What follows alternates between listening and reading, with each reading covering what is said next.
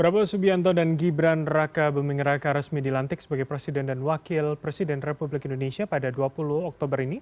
Pelantikan Presiden dan Wakil Presiden akan disusul dengan pengumuman calon menteri serta pelantikan menteri pada esok hari. Apakah pengumuman serta pelantikan menteri yang dilakukan dengan cepat ini juga akan sejalan dengan kinerja kabinet baru dalam menyelesaikan pekerjaan rumah Indonesia? Dan untuk menganalisanya sudah bersama kami Direktur Eksekutif Carta Politika, Yunarto Wijaya. Selamat malam Mas Toto, apa kabar?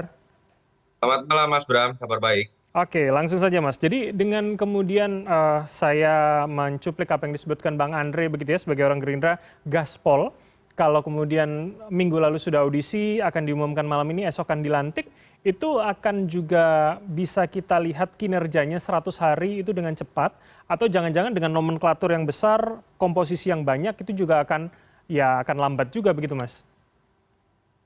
Ya, kita tetap mencoba berprasangka positif ya, bahwa Pak Prabowo tadi paling tidak pidatonya berapi-api, jelas sekali memperlihatkan pikiran-pikiran seorang Prabowo. Saya tidak melihat ini adalah bentuk copy paste Pak Jokowi. Artinya keberlanjutan akan dilakukan sebagai sebuah komitmen, tapi kita akan melihat skala prioritas yang mungkin akan berbeda. Dan itu sudah mulai terlihat, Mas Bram, Mhm. dalam alokasi anggaran 2025.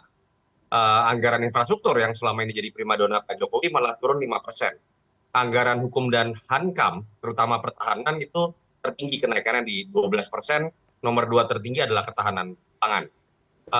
Poin saya adalah kita bisa akan melihat keberlanjutan, tapi tentu saja dengan karakteristik kepemimpinan dan program prioritas yang berbeda. Nah, terkait dengan kabinet, bagaimana kemudian menilai kabinet, mungkin malam ini baru kita bisa lihat kepastian ya, tapi paling tidak ketika kita melihat posturnya secara kuantitatif bertambah, ada PR pertama yang harus dibereskan. Apakah perubahan nomenklatur ini akan menghambat sebuah upaya untuk gaspol atau tidak?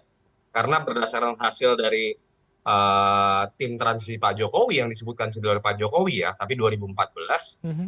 beliau tadinya ingin mengubah kementerian menjadi hanya 27 kementerian. Tetapi urung dilakukan karena dianggap perubahan nomenklatur ini baru bisa dilakukan dalam 1 tahun 2 tahun. Sementara saya ingin besok langsung bekerja. Pertanyaannya adalah apakah sudah ada sebuah strategi untuk beradaptasi dengan perubahan nomenklatur ini yang tentu saja tidak mungkin gaspol dirinya di tahun pertama. Yang kedua tentu saja mengenai keterbatasan anggaran. Ketika anggaran yang katakanlah growth-nya sudah bisa diperkirakan eh, masih sama-sama saja, tapi jumlah kementeriannya bengkak menjadi sangat besar, otomatis kan akan banyak kementerian-kementerian existing yang kemudian nilai anggarannya dipotong.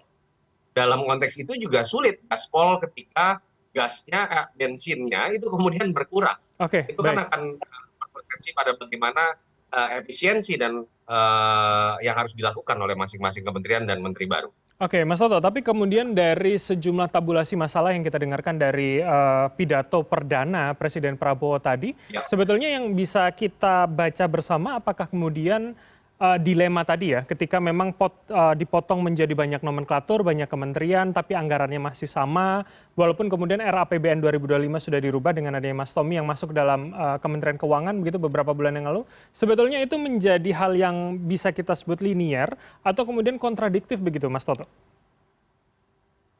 iya, tetap yang belum terjawab adalah bukan tentang siapa Menteri Keuangan, Wamenkyu-nya siapa, itu betul bisa kemudian menambah trust atau confidence dari berbagai macam stakeholder. Misalnya masuknya Sri Mulyani itu memang buat market dianggap sebuah kabar gembira, artinya proses transisi dianggap bisa baik. Tapi ketika menjawab pertanyaan Mas Bram tadi, bahwa pertama ada program-program yang jauh lebih ambisius loh dibandingkan Pak Jokowi. Patokannya adalah pertumbuhan ekonomi 8% yang menjadi target dari pemerintahan Pak Prabowo. Mhm. Pak Jokowi selama ini tidak berani mencanangkan target 8, maksimal hanya 7%, realisasinya pun hanya 5%. Mhm. Artinya ketika berbicara target 8% pertumbuhan ekonomi, artinya kan turunan program-programnya pun targetnya sangat ambisius. Pertanyaannya lagi-lagi adalah uangnya dari mana? Nah, kalau masuk ke dalam pilihan-pilihan, yang pertama mau tidak mau berbicara mengenai menggenjot penerimaan negara. Apakah itu bisa dilakukan dalam waktu cepat? Kan tidak mungkin. Mhm. Andai kata pun menggenjot penerimaan negara itu dilakukan, pilihannya hanya dua, Mas Bram. Yang pertama terkait dengan menambah hutang, yang kedua terkait dengan menggenjot penerimaan negara, terutama dilihat dari sisi pajak.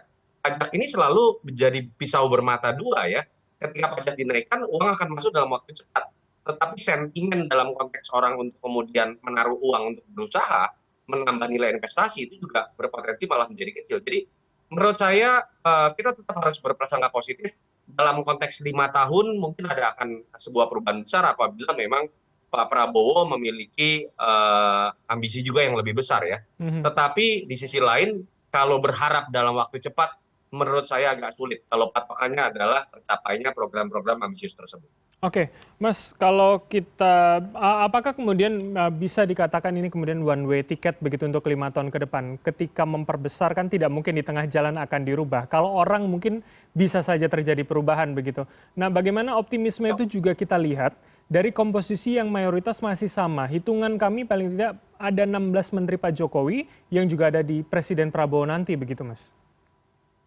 Ya, tantangan utama adalah pertama terkait misalnya pemilihan tim ekonomi ya, terutama bendahara dalam hal ini Ibu Sri Mulyani. Betul Ibu Sri Mulyani ini punya nama baik di hadapan investor, market dan lain-lain. Tapi kalau kita mau berpikir kritis, Ibu Sri Mulyani ini kan dalam sepak terjangnya katakanlah berhasil mempertahankan pertumbuhan ekonomi 5%.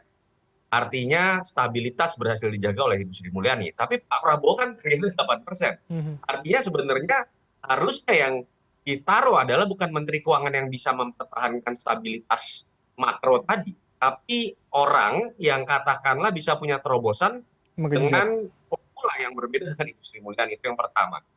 Yang kedua, ya ketika kita berbicara beban dari besarnya postur Kementerian Pak Prabowo, ini bukan tentang hanya jumlah saja. Tadi jumlah kita sudah katakan ya, problemnya satu adalah bagaimana perubahan nomenklatur akan memakan waktu, yang kedua bagaimana kemudian diversifikasi anggaran lebih sulit untuk dilakukan. Yang ketiga sebenarnya faktor kualitatif, Mas Bram. Mhm. Pertanyaan besar ini kan kemudian muncul ketika warna dari kabinet Pak Prabowo ini terkesan memang sangat akomodatif dalam konteks politik Oke. balas jasa. Jadi kalau kita lihat nama-nama baik menteri, calon menteri atau calon wakil menteri itu kan paling kuat nuansanya adalah terkait dengan politik balas budi. Artinya faktor zaken atau kompetensi itu sepertinya menjadi faktor sekunder. Ada beberapa nama yang mungkin harus beradaptasi terlebih dahulu karena tidak punya latar belakang yang sesuai dengan departemen yang akan dia pimpin. Itu juga akan menjadi faktor penghambat terkait dengan masalah gaspol tadi. Jadi mau tidak mau, kita harus terima sebuah fakta prerogatif Pak Prabowo digunakan untuk membalas jasa politik, merangkul demokrasi guyup, persatuan nasional, dan lain-lain.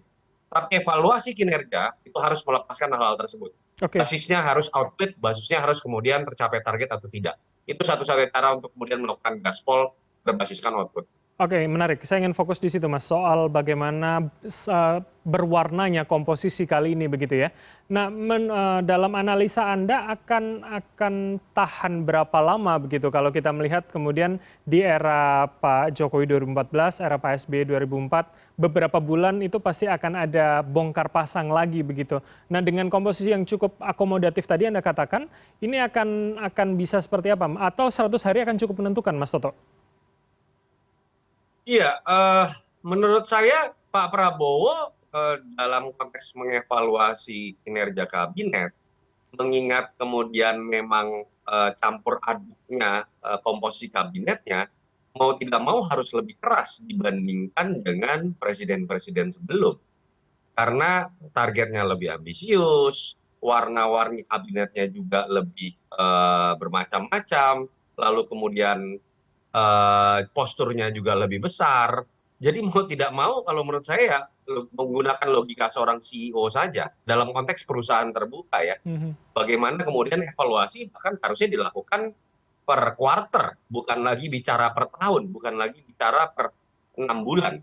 Dan ketegasan terkait dengan pencapaian target mungkin akan ada wilayah abu-abu nih Mas Bram ya, Oke. supaya tidak mengganggu stabilitas politik, apalagi Pak Prabowo mengutamakan stabilitas politik. Misalnya ada jatah dari partai tertentu 5, katakanlah Pak Prabowo per 3 bulan atau per 6 bulan melakukan evaluasi. Pak Prabowo harus berbasiskan output, pecat siapapun yang berasal dari latar belakang apapun. Tetapi misalnya ada kader partai A tadi dianggap performanya jelek, ya sudah, berikan kesempatan kepada partai tersebut memberikan nama kader baru, sehingga kemudian stabilitas politik di satu sisi tercipta dalam bentuk kompromi, di sisi lain tetap prerogatif berbasiskan output dalam mengevaluasi tetap juga bisa tercapai. Nah, ada satu memang kata kuncinya, Mas Bram. Itulah mengapa saya dari awal selalu mengatakan, silakan memberikan jatah buat partai, tapi sebisa mungkin seharusnya ada sebuah aturan, mau tertulis atau tidak tertulis, kalau sudah masuk jadi pembantu presiden, itu harusnya dia melepaskan diri dari kepengurusan parpol, sehingga beban buat seorang presiden tiba-tiba memecat, mengganti, itu tidak ada lagi. Problem di sini adalah banyak level ketua umum yang menjadi pembantu presiden. Oke, dan saya ingin mengkaitkan di situ. Kalau kita sudah bicara konstelasi, maka paling tidak hari ini yang kita lihat Nasdem dan PDIP menyatakan secara clear bahwa tidak akan menaruh kadernya sebagai menteri, tapi kemudian akan mendukung di DPR. Nah, bagaimana dengan pola itu? Apakah itu akan menjadi mereka yang menunggu ketika misalkan akan terjadi reshuffle nantinya setelah kinerja itu bisa dinilai begitu, atau kemudian ya soal di luar wilayah eksekutif itu sebetulnya sudah bisa menjadi tolak ukur begitu mereka bersama atau tidak bersama dengan Prabowo nanti, Mas Toto? Iya, memang idealnya ya, Mas Bram, bahwa partai yang kalah udah nggak usah taruh menteri. Karena kita tahu yang namanya partai kalau udah menitipkan jatah menteri menjadi lebih enak memainkan fungsinya dalam konteks pengawasan di DPR. Tetapi ya sudahlah, ini fakta politik yang harus diterima. Pak Prabowo juga sangat ingin merangkul musuh atau lawan-lawan politik. Saya sih berharap ya paling tidak dengan Nasdem dan PDI Perjuangan tetap ada di luar, bukan tidak menitipkan kadernya, mau tidak mau juga secara psikologis mereka akan lebih lepas dalam fungsinya di DPR ketika akan melakukan fungsi-fungsi tersebut, mau itu fungsi pengawasan, fungsi budgeting, dan lain-lain. Dan minimal kita akan melihat proses check and balances. Walaupun mungkin terpaksa ya, kan ada isu tidak jadi masuk karena nggak cocok misalnya dengan posisi atau jabatan tertentu dalam konteks Nasdem. PDI Perjuangan menurut saya lebih ke arah Ibu Mega yang mungkin merasa tidak nyaman dengan posisi berbondong-bondong semuanya harus masuk tanpa ada check and balances. Tapi ya menurut saya paling tidak ini akan jadi warna lah, Mas Bram, ketika ada dua partai yang akhirnya tidak jadi menitipkan eh, kadernya gitu untuk masuk ke dalam kabinet. Walaupun betul kata Mas Bram tadi, dengan postur yang gemuk kabinet itu biasanya potensial konfliknya juga lebih mungkin muncul karena memanage lebih banyak aktor juga lebih tidak mudah. Dan bukan tidak mungkin kita ke depan akan melihat ganti bongkar pasang bukan hanya nama, tapi dalam konteks yang lebih luas adalah bongkar pasang terkait dengan koalisi itu sendiri gitu ya. Karena kita pernah melihat Pak SBY jilid kedua ternyata misalnya seperti Golkar dan PKS sudah diberikan jatah menteri malah tetap Balelo misalnya. Jadi memang dengan situasi yang kita lihat hari ini koalisi yang besar, menurut saya malah kita akan melihat banyak sekali dinamisasi konstelasi politik. Oke, saya akan lebih memperdalam lagi bagaimana soal potensi gesekan di internal koalisi itu. Tapi usai jeda berikut ini, Mas Toto tetaplah bersama kami di Pilihan Indonesia.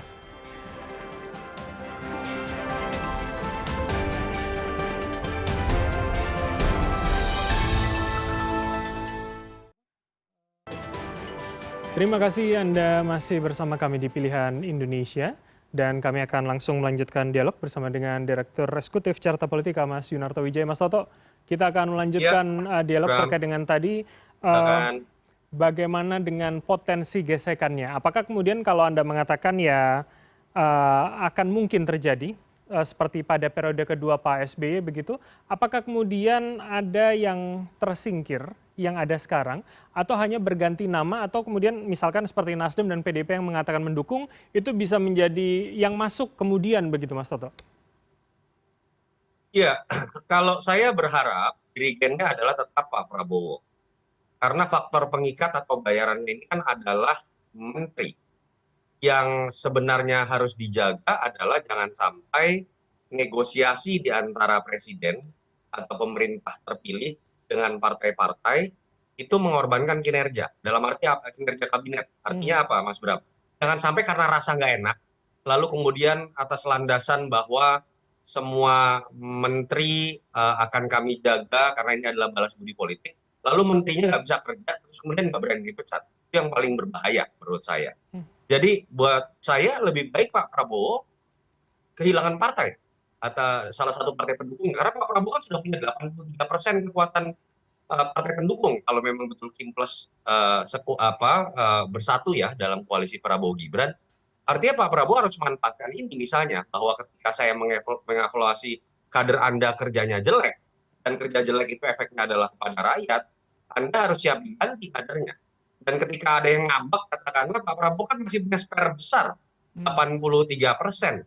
Satu atau dua atau tiga partai lari pun itu masih di atas 50%, karena sebenarnya praktis secara teoritis kekuatan di atas 50% itu sudah cukup dalam penguasaan parlemen untuk menggolkan kebijakan-kebijakan yang ada di parlemen. Jadi dirigennya harus ada di Pak Prabowo. Jadi Pak Prabowo jangan kemudian takut bahwa partai-partai akan ada yang meninggalkan. Yang harus ditakuti oleh Pak Prabowo adalah kalau kinerja kabinetnya jelek, targetnya tidak tercapai, yang akan diminta pertanggungjawaban dan dianggap gagal itu presiden, bukan menteri. Oke, tapi pola itu hanya kemudian berlaku pada instrumen partai politik atau kemudian instrumen lain di luar partai politik, seperti kemudian relawan atau kemudian jangan-jangan ya representasi dari Pak Jokowi yang ada dalam kabinet Pak Prabowo nanti begitu, Mas Toto? Ya, harus diperlakukan sama. Saya selalu mengatakan, siapapun yang terpilih menjadi presiden, itu apalagi dalam sistem presidensial lah, dipilih langsung oleh rakyat, bukan oleh partai seperti di parlementer, bukan oleh parlemen. Sahamnya 100%. Mantan presiden, sehebat apapun, setinggi apapun kepuasan publiknya, sahamnya nol. Relawan sahamnya juga nol dalam konteks tata negara. Partai sahamnya juga nol. Makanya istilahnya hak prerogatif sepenuhnya. Itu yang menurut saya harus dijaga oleh Pak Prabowo dengan pidato yang berapi-api seperti tadi, target yang lebih ambisius, pengawasan Pak Prabowo terhadap kinerja menterinya itu harus lebih besar juga. Tidak bisa berhenti pada level teriak anti korupsi, tapi tidak bisa bekerja dan tidak achieve target, itu juga sebuah problem yang sama. Artinya kan ada yang tidak deliver kepada masyarakat. Itu yang kita tunggu, apalagi dengan image Pak Prabowo tegas, latar belakang jenderal. Saya sangat berharap sebetulnya dalam konteks tadinya pembentukan kabinet Pak Prabowo lebih tidak tersandera, lebih tidak bagi-bagi. Tapi katakanlah kita hargai pilihan prerogatif Pak Prabowo, tapi dalam fungsi melakukan pengawasan, mengevaluasi kinerja tadi, saya berharap Pak Prabowo bahkan lebih berani dibandingkan dengan pemimpin sipil yang pernah jadi presiden juga sebelumnya. Oke, baik, baik. Dan sebelum saya lanjutkan, saya akan putarkan terlebih dahulu dua momen yang cukup menarik perhatian publik begitu saat pelantikan Presiden dan Wakil Presiden pada hari ini. Kita lihat bersama. Yang kami hormati, Wakil Presiden Republik Indonesia terpilih masa jabatan 2024-2029, Bapak Gibran Rakabuming Raka.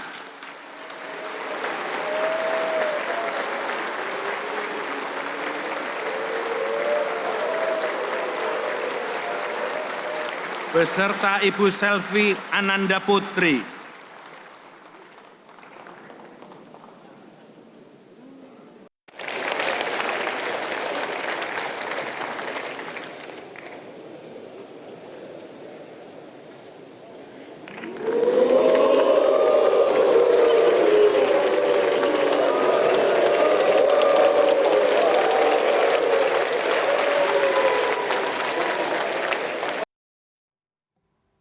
Baik, Mas Toto, kita sudah lihat bersama begitu ada dua tanggapan yang rasanya intensinya seperti yang negatif begitu ketika ada gambar dan nama anggota keluarga Pak Jokowi disebutkan. Apakah itu dan itu yang kemudian memberikan tanggapan adalah mereka yang ada di momen itu, yakni anggota DPR dan MPR.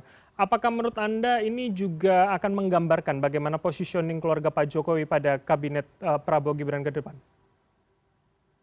Iya, menurut saya tetap seorang mantan presiden harus dihormati. Pak Jokowi apapun sebagai lembaga survei saya harus mengatakan satu-satunya presiden mungkin di dunia menjelang masa pensiunnya tingkat kepuasan publiknya masih di atas 70%. Hmm. Artinya dengan semua kelemahan yang dimiliki Pak Jokowi, terutama terkait isu nepotisme ya, setelah majunya Mas Gibran, isu Kaisang, tetap di sebagian publik dia dianggap berhasil, dia ada di hati sebagian besar publik juga gitu.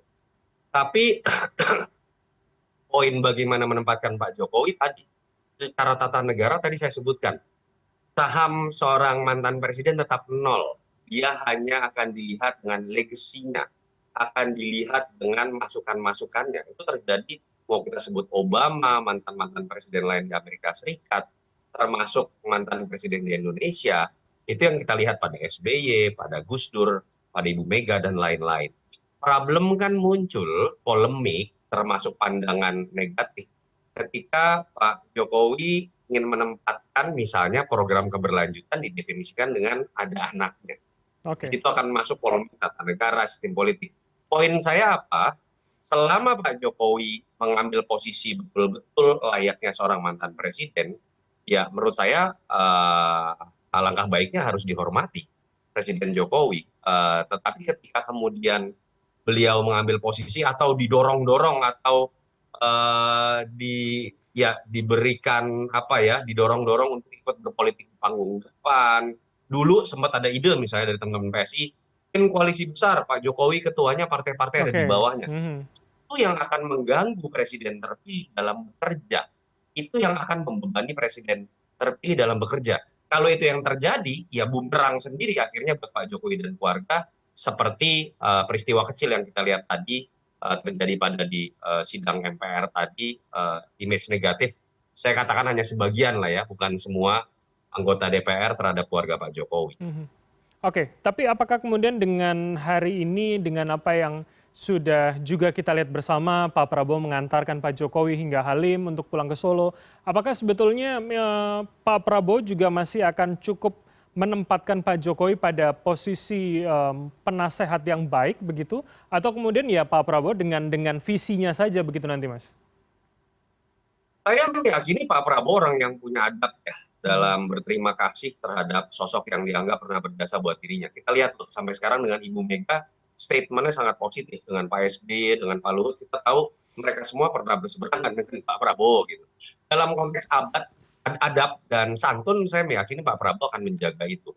Tapi masalah akan timbul tadi, kalau dari pihak, saya tidak katakan Pak Jokowi deh, sekeliling Pak Jokowi merasa bahwa Pak Jokowi masih punya saham, harus punya jatah menteri, harus kemudian memegang partai sehingga kemudian bisa ikut ambil peran dalam koalisi dukung Pak Prabowo, bargaining position naik dan segala macam. Kan selama ini itu yang kemudian menjadi masalah tersendiri. Tetapi ketika Pak Jokowi mengambil posisi betul-betul memberikan peran melalui masukan, komunikasi yang intens, tanpa berupaya mengintervensi, menurut saya Pak Prabowo akan memberikan penghargaan lebih juga. Oke, baik. Terakhir kalau begitu, Mas Toto. Jadi artinya dengan kemudian malam hari ini kita akan lihat siapa saja yang akan diumumkan dari audisi kemarin begitu. Seberapa optimisme itu masih bisa dijaga atau memang kita harus bersabar terlebih dahulu beberapa waktu ke depan? Niatan Pak Prabowo baik, tapi ketika upaya untuk ngegas ini dilakukan menggunakan kendaraan yang salah, kita kan lihat balapan Formula One ya Mas Bram, nggak mungkin pakai truk ketika kendaraannya terlalu besar. Atau ketika pengen ngebut dalam mobil kita itu terlalu banyak isi penumpangnya. Itu catatan kritis yang mungkin menurut saya harus diberikan. Tetapi ya ini baru dimulai, baru kemudian pemerintahan akan berjalan. Dan harus diingat oleh Pak Prabowo, bulan madu itu sebentar loh. Masyarakat kita sekarang akan happy, peristiwa seremoni yang luar biasa, simbol persatuan nasional. Tapi ingat, Pak Jokowi 2014 ketika di awal mengambil kebijakan yang tidak populis seperti langsung menaikkan kebijakan BBM, kepuasan publiknya langsung anjlok di bawah 60% selama sekitar 6 bulan. Artinya apa? Publik akan berpesta demokrasi hari ini, besok publik akan sudah berpikir mengenai perutnya. Besok publik akan sudah berpikir mengenai yang belum mendapatkan pekerjaan, bagaimana saya tidak menganggur. Artinya sudahi isu terkait dirinya menjadi solidarity maker. Pak Prabowo sudah diakui sebagai seorang yang membangun isu persatuan dengan sangat baik, tapi yang dibutuhkan oleh warga saat ini adalah kerja ngebut, dan itu hanya bisa dilakukan ketika Pak Prabowo menempatkan dirinya tanpa kecuali memandang latar belakang mau dari partai mau ketua umum dan apapun, kalau tidak bisa bekerja dan mengikuti target saya, Anda harus keluar dari kabinet saya. Itu saja. Oke, tentu itu menjadi harapan kita semua. Kita akan lihat ke depannya seperti apa. Terima kasih atas waktu dan insight Anda, Mas Toto. Mas Yunarto Wijaya, Direktur Eksekutif Carta Politika, telah bergabung sama kami. Selamat malam, sehat selalu Mas Toto. Malam Mas Bram.